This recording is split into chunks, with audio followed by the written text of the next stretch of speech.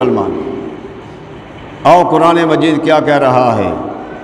اگر تمہیں نبی کے ساتھ پیار نہیں، سب چیزوں سے زیادہ اللہ کے نبی جہاد فی سبیل اللہ کے ساتھ محبت نہیں ہے، تو پھر کیا کرو؟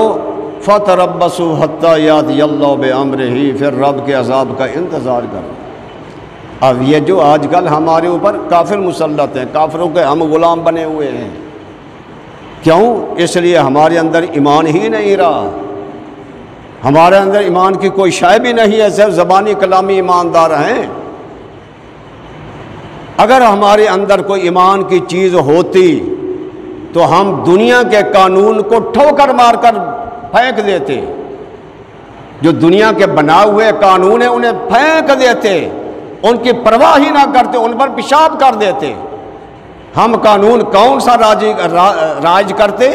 جو خدا کا قانون ہے اور مصطفیٰ کا قانون ہے۔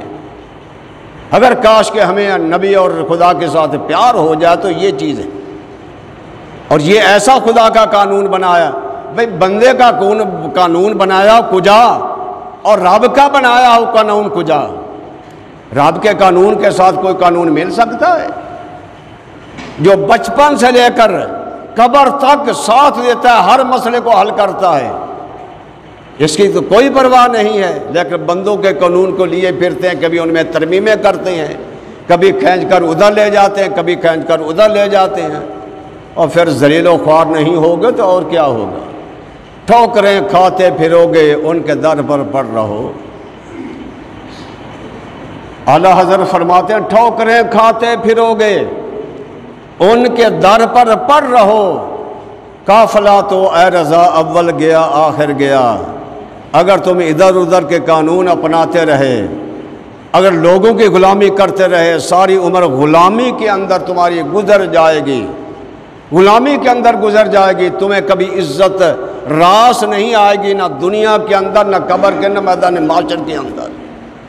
اگر اپنی عزت چاہتے ہو تو صرف قانون خداوندی اور قانون مصطفیٰ کو اپناؤ، اس پر عمل خود بھی کرو اور دوسروں کو بھی کراؤ۔